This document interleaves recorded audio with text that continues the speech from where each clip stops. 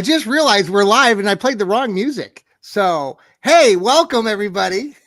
We're off to a good start, right, John? We're out to the Fanatical Elves pregame show. Yes, we are. We are live. Yeah, I decided to throw in the stirring the pot intro. So I'm confusing everybody. Wow. Welcome. There is Ethan Greenberg and there's Steve Gill. We are part of the Fanatical Elves Network. Thank you very much for being here on this Sunday afternoon. It's a little bit after noon. The Browns play at 4:05 in about 4 hours. 11:07 your time, or 11:08 there in I Central. hate 3 o'clock games. The only redeeming value is I can watch Red Zone until the Browns game comes out.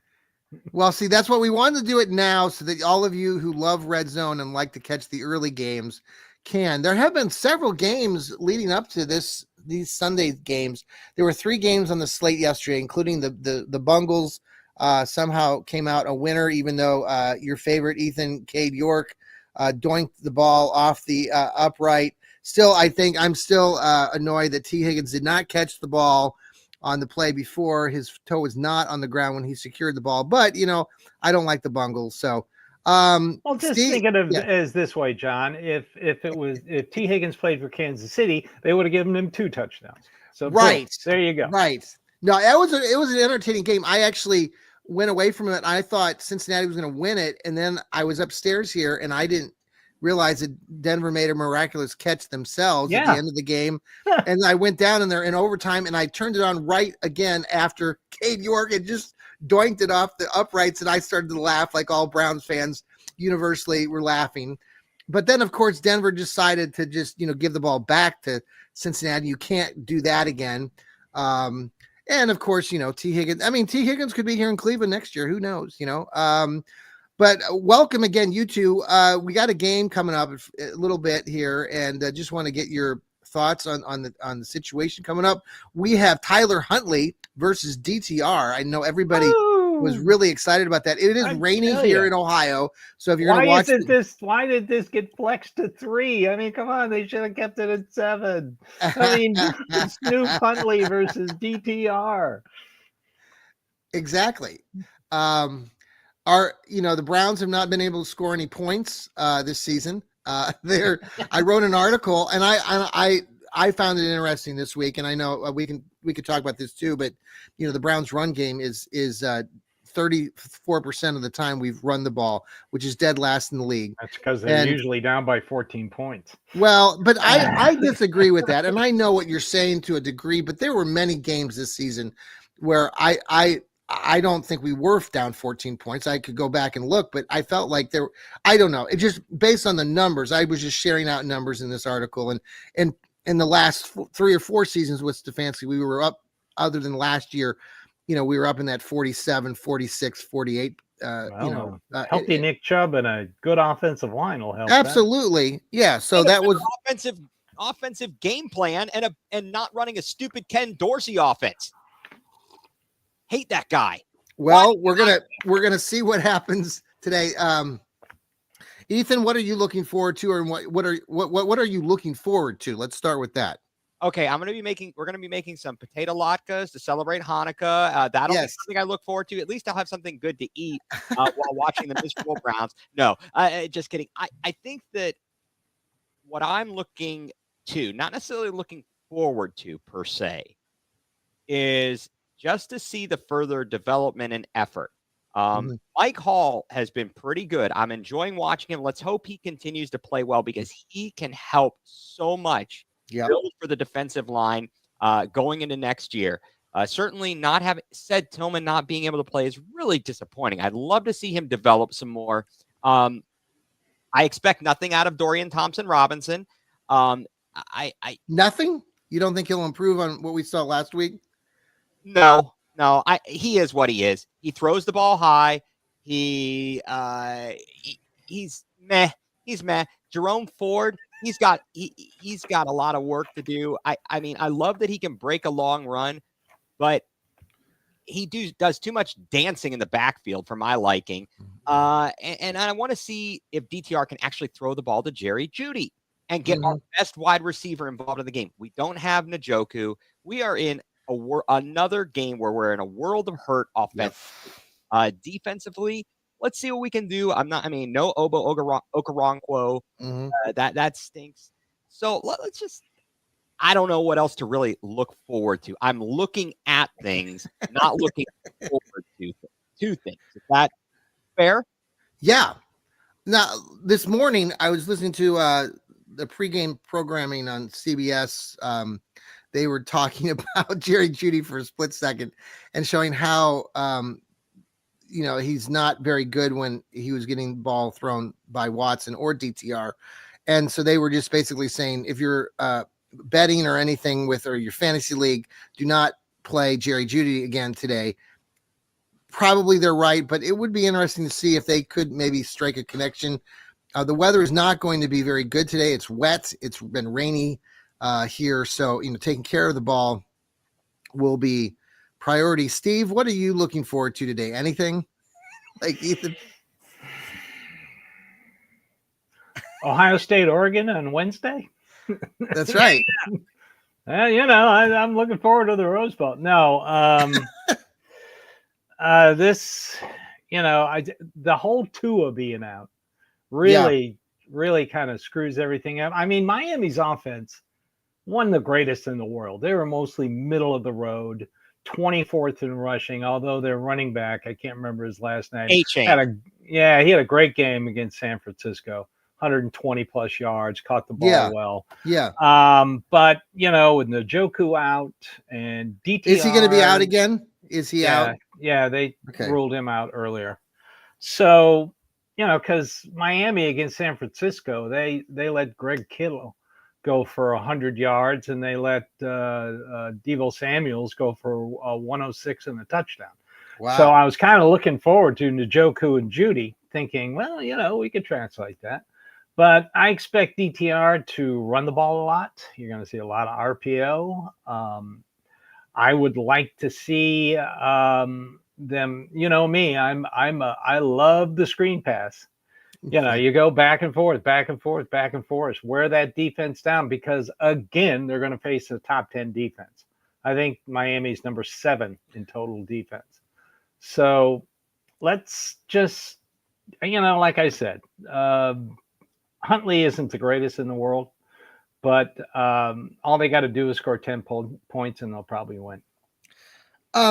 Unfortunately, they are still in a playoff, right? There's still an outside. Because of the Denver loss yesterday, that really boosted their slim hopes to just a little bit above slim.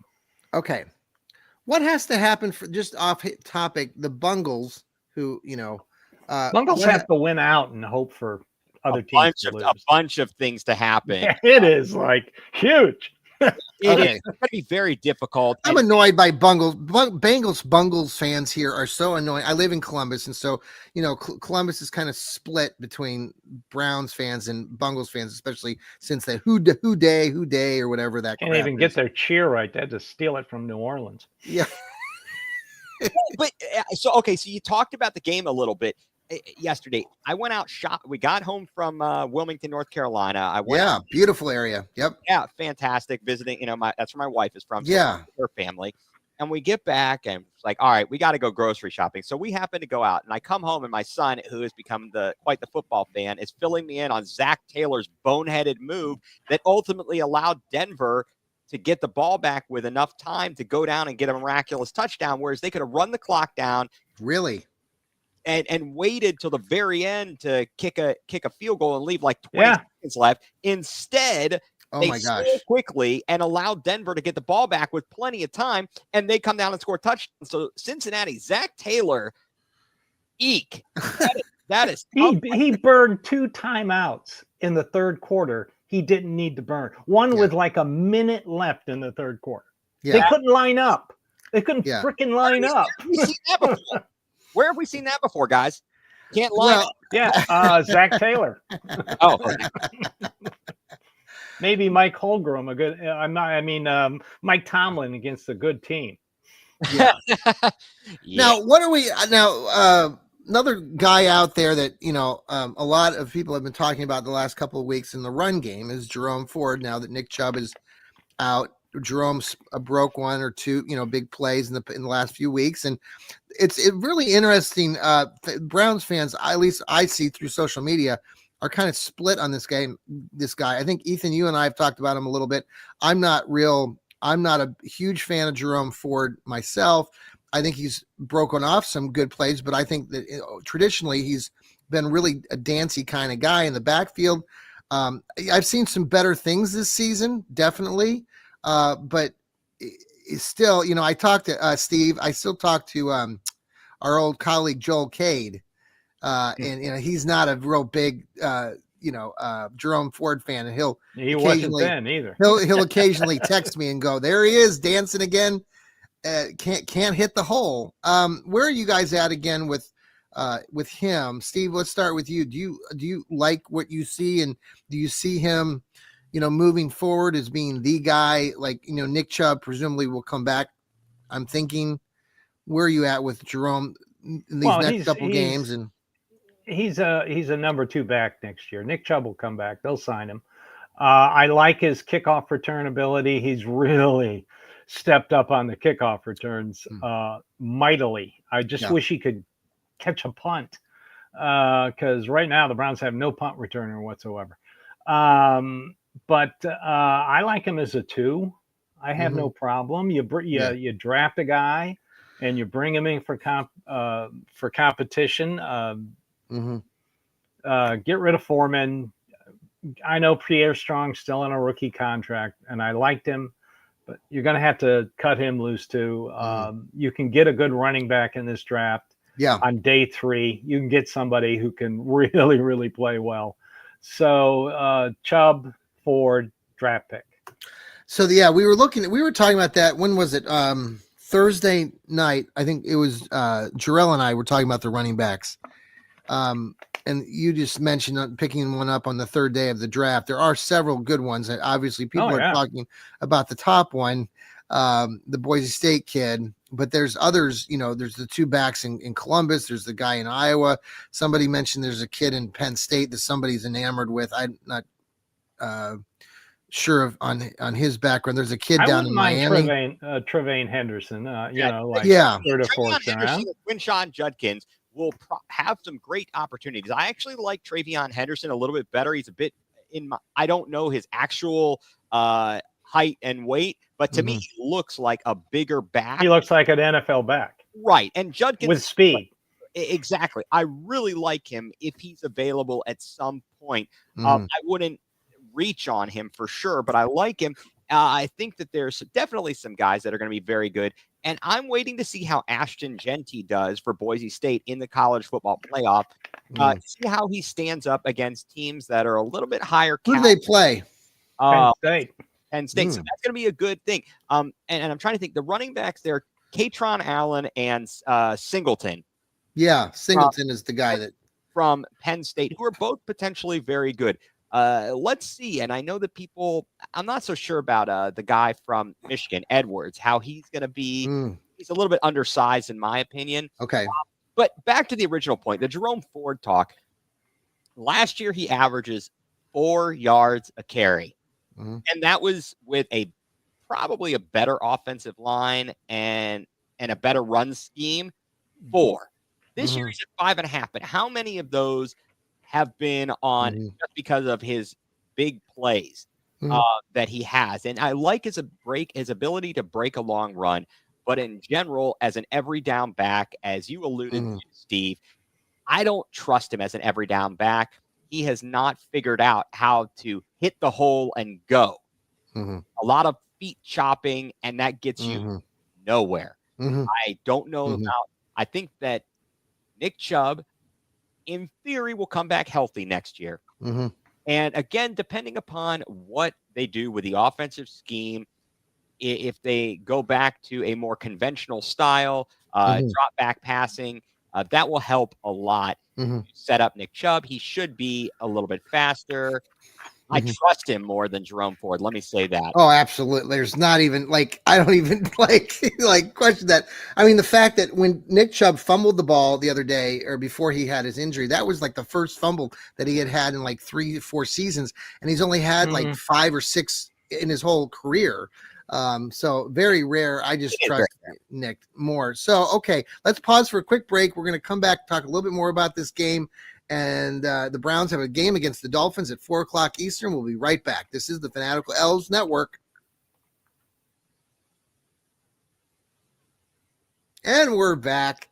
Thanks for joining us here on the Fanatical Elves Network. Thanks for downloading us and listening to us. Please, on Apple, Spotify, anywhere you listen to your podcast, we are there. Type in Cleveland Browns or type in the Fanatical Elves, and you will see that our show pops up because we're growing in leaps and bounds because of these guys here, Ethan and Steve. Ethan has just joined us with his Going Nuclear podcasting. And what's the subtitle? I always screw that up. It's Going Nuclear, full-blown coverage of the land. Very good. So you'll have your shows usually on Wednesdays. That is correct, sir. And Steve has his Dog Pound South podcast that come to you usually on Mondays. So Monday morning, I react to the Sunday fiasco. Yes, and we're almost done with the fiascos. We got one more. Oh, thank God. Yeah. And then we could. So anybody know when the Baltimore game's going to be played next week on Sunday? Oh, is that flex? To be announced? I don't know. Hopefully they're going to announce it today. Well, that would be. What time is it supposed to be? It just says to be announced. We're probably playing in the 1 o'clock slot. We don't. Let's hope so. It's not going to. Although Baltimore, depending upon what happens, Baltimore can still win the division. They're a game up on Pittsburgh because Pittsburgh can't play good teams. When's Pittsburgh play next week? That's a good question. Cincinnati, and I don't know what time. That's another important game. I wonder if that game would be like flex to Sunday night. Would that might be because 2 teams in their playoff hopes. And that's Let me see. All right. Well, you're talking about that. We're coming up to the new year. Everything is to be announced. Everything's to be announced. No, I'm serious. Go to the ESPN app. It's all to be announced. Really? Oh, that's funny. All right, guys. Final thoughts. We don't want to keep people too much longer because I know you have other things more important to do on a Sunday before the Browns play. Right. So what are some of your final thoughts today? Steve, let's go with you first. Final thoughts building up to this game. Do the Browns have a chance to win this game, and what will it take? What are some of your keys? With Huntley, yeah, they got a chance. I'm not happy that Okoronkwo isn't in there, but I love Isaiah McGuire. Mm-hmm. I mean, he's shown up. Michael Hall, can't wait to see him play. I hope to see more of Briggs. He had a hell of a game last week. Oh yeah. For a 7th round draft pick. I'm happy. I'd like to see him just stick to RPO and run the ball. How about that? Let's just do that. Maybe I think just take care of the ball. Just take care of the ball. Also, I know a ton of Browns fans watched the Pop-Tart Bowl yesterday, and I'd really like to have their opinion on Cam Ward quitting on his team at halftime. I heard that. What the heck? You're no longer a top 5 draft pick. So when Andrew Berry takes him in the draft, are we all going to be upset? Andrew Berry is not going to take him. Okay. In the draft. All right, Steve. I'm going to hold you to your word. If that's no. Well, that he just cost himself millions of dollars. You think? Okay. Oh, yes, he did. No, yeah, okay. Well, there might be a team desperate enough. I don't think he decided not to play the second half because he had reached some sort of. It's a business decision. That's what he said. Business decision. All right. Wow. Well, may I add my thoughts here? Yes, absolutely. All right. So here's the thing, Steve. How many people didn't play in their bowl games last year because they didn't matter? And did it really impact their draft stock? No. That's different than starting a game and quitting at halftime. This is a WGAF bowl. Okay. Don't care. It's that mentality.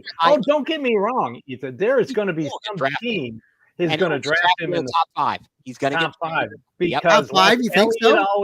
Like Elliott always said, the quarterback position is way overblown. Yes. especially this draft class. Yes. Well, you think about like these quarterbacks like Trevor Lawrence now, Jacksonville, getting all this. I mean, all these quarterbacks have gotten so. I mean, so many of these quarterbacks. You look at the stats, and they just aren't very. Their teams are not successful. No. How's this? The Cleveland Browns are contemplating Kirk Cousins as a bridge quarterback. I mean, 5 years ago, you would have laughed at somebody who said, "Okay, in 5 years, the Browns are going to think about signing Kirk Cousins."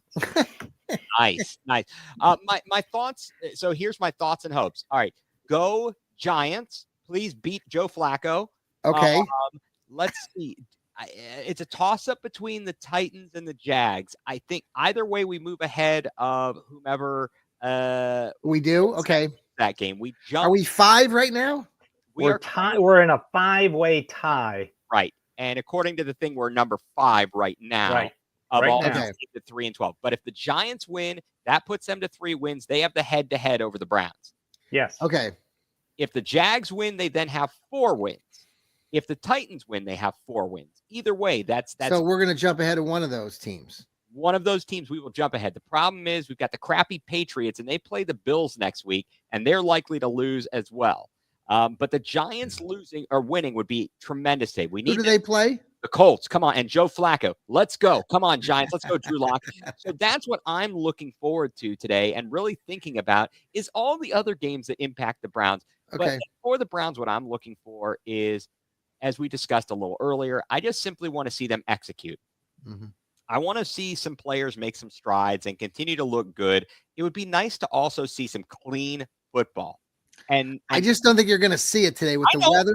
I know, but I'm saying it would be nice to. How many kicks is Dustin Hopkins going to miss, or are they even going to attempt any kicks? Oh man, right? Are they going to put him out there? 4th down, keep going for it. Yeah, 2-point conversions. Just who cares? You won 3 games. Come on, Kevin. Let's just get fun. Hey, I'm all for it. And that's the question. Everyone is talking about the morale of the locker room. Oh, if they lose. Look, you want to tell me what the difference is between 4-13 and 3-14, other than not getting the player you want in the draft and instead having to wait and hope they're available? That's what I'm talking about. Don't be a dummy. Okay, let me ask you one question before we leave here about the locker room. And I know we talked a little bit about this maybe off air. I can't remember. Myles Garrett. Steve, I want to ask you this question first. There's been some people out there in social media, and I know there's just people out there in social media talking about Myles. Potentially this could be his last game. Maybe he could be traded. Now, you don't believe that. I know that, Steve. But here's my question is, it is being reported that LeBron and him talked. Now, we don't know what that conversation was about, but people are always speculating. Well, he talked to LeBron about the fact that LeBron left Cleveland twice. So do you think, we don't know what Myles talked to LeBron about. But it's interesting. The Cavaliers? Right, because he is a part owner. That's Maybe he's interesting. trying to talk him into coming back to the Cavs for his final season. Well, and right. So we don't know. Oh, no. Internet rumor. Myles Garrett talks. By the way, I just want to give a shout out to the Cavaliers. My guy Dean Wade and the whole Cavalier. I'm telling you, they what a hell of a game they played the other night. I watched that from that game. My friends live in Kansas, drove out to Denver. They're buddies with Dean, was Coach Dean, and what a great performance. 149 points for the Cavaliers, most ever by a Cavaliers team. Anyway, people start thinking that they're actually good. Because they are. Well, I will say this, and I know I'm a Cleveland supporter, but I will tell you as a coach and listening to this team and following this team throughout, and I love the Kenny Atkinson. I loved it before the game started. I knew that you were going to get a better coach than JB Bickerstaff. You're going to get a better offense. I knew that. And this group, this team, these guys, they're locked in. They like playing with one another, and you don't typically see that in NBA teams all the time. And this group, and even off the court and off the cameras, I've seen these guys interact, and they like each other. They like playing the game of basketball. And anyway, that's off the but shout out to the Cavs. Where was I? So Myles Garrett. Yeah. Well, this is the Bob in the Basement segment of our program. So Bob, you got to listen to what Myles Garrett has said every week when he's been available to the media, not just what he said the other day or last week. he supports Kevin Stefanski. He supports Andrew Berry. By his tone and his talk, the locker room is not fractured, not broken, not destroyed. Like everybody on social media wants to stick one of those words in their commentary.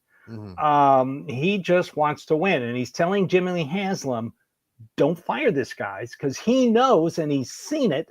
You fire the GM and the coach, everything gets blown up, and he doesn't want to go through that again.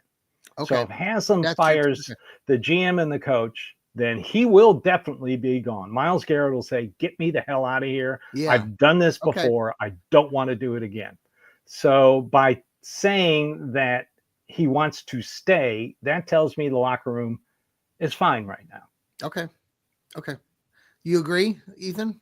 No, I completely agree. And I think it would be ill-advised to say, well, we should just trade him and rebuild. But as somebody pointed out to me, that we talk a lot of sports, he was saying, the fact that they restructured Deshaun to free up extra money to be able to spend is a sign that they are not going to necessarily trot him out there, and they are working to continue to improve the roster and spend and bring in players. And I think that's something that's important to note, and that's what Myles wants to see. This is going to be the most important offseason for the Cleveland Browns since 1999. But I think that Myles is heavily invested in Cleveland, and they need to do right by him. And we don't need a superstar quarterback to compete. It would help, but we just need adequate quarterback play and complementary football. You can't leave the defense out on an island all the time and not be able to score. It's crazy. So I have a lot of, I know that there are the group of people that want to hate on Kevin Stefanski. I don't like the undisciplined play. I don't like the way they went about training camp. I don't know who came up with that cockamamie plan. But, like Steve will tell you, they're not going back to Greenbrier. No. NFL coaches are superstitious. They're not. The only reason they went year 2 is because they had a good year 1. So they're not going back to Greenbrier. And I want to see people play in the preseason. Enough of this BS. You brought in an entirely different offense, and you didn't play the guys in the preseason, and it showed. So I want to see a lot of changes, but whatever. And I wanted to share this just because I think this is amazing. My daughter, she free-handed this, and this is her. Nice.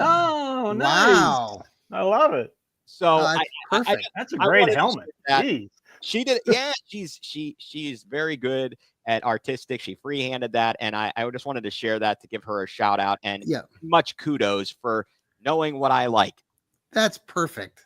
That's awesome. Great. Well, we'll have a lot more to talk about after. Because I know the Cleveland media. I wonder if you're going to. Yes, about Deshaun Watson. Yes, I was going to mention it. The details of the contractors are not out. Besides people posting details they know nothing about. I agree with Jack Duffin. If it's a simple restructure with a dummy year, he's gone in 26. If it's a little more complicated restructure to spread the money out, then he'll be gone in 27. I agree with Jack. It's going to be 26. Okay. They're going to put him on the PUP list, put him on the IR, and then do him a second day of the league year in 2026, make him a June 1st cut. Spread it out over 2 years. Adios, amigo. I just want to know if Deshaun Watson agreed to this new structure. Because if he did, he knows he's gone. Right. Well, and that's what I was going to mention it, but I thought, but I'm glad you brought it up because Jack Duffin and OBR and they do a great job. And I've asked this question to some people, and I know, did he agree with us because he knows he's gone? 3 days later, I still haven't heard anything. So. Okay. Yeah, but a lot of there was some misinterpretation, misunderstanding about a lot. There's a lot out there in social media, but yes, please go read Jack Duffin's material and OBR. He wrote this article in March. A year ago. A long time ago, and it really does. And I even shared that in my latest articles that I talked about it because again, like you just said, they're spreading it out, 46 million, probably the fine details are not, but basically like you're saying they'll put him on the PUP. put him on IR then or whatever they do, but he won't be starting. No. And so that's sorry, Mary. The Browns. I told the people in my article, rest assured, you won't see that like you just said, the Browns are gearing up with life without him, and that's what's happening right now. So and they are not in cap hell. No, they're not. They're just getting, yeah. Ethan, thank you so much, and appreciate you sharing your daughter's great artwork. That's awesome. And thank you. And I'll let Mary, all your happy holidays to you and Stephen as well. We will be back for a post-game show. Happy Hanukkah. Thank you. That's right. And Merry Christmas, Happy Holidays. I could say that because my great grandfather on my mother's side was a German Jew. So hey, you can say it anyway, and I appreciate it. Thank you very much. We'll be back. Some of us, I'll be back for a post-game show. I don't know if Steve or Ethan will be back, but we will have a post-game show, rain or shine. We're I don't know if we want rain or want shine, but either way, we'll be back. We have lots of shows coming up. Dog Pound South show. Score 17 tomorrow points. morning. Ethan with his. Now I don't know if Ethan will have his show on this Wednesday. I think you're looking at maybe the following week. Yep. I'll have the Stirring the Pot show with Lou. New Year's Eve or it's New Year's Day. We'll be watching. New Year's Day is Wednesday. That's right. Yeah, Wednesday will be Ohio State. Right. We might have to have Ohio a State 4 o'clock episode here on the 5 Fanatical o'clock Elves. Eastern. Yeah, Ethan, we might do that. Maybe just do a special episode of the maybe the upcoming Buckeye game.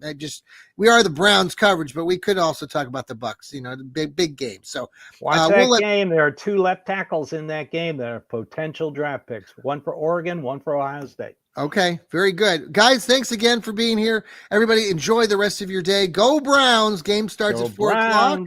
Here we go, Brownies. Here we go. Can't wait. Huntley versus Thompson Robinson. Ooh.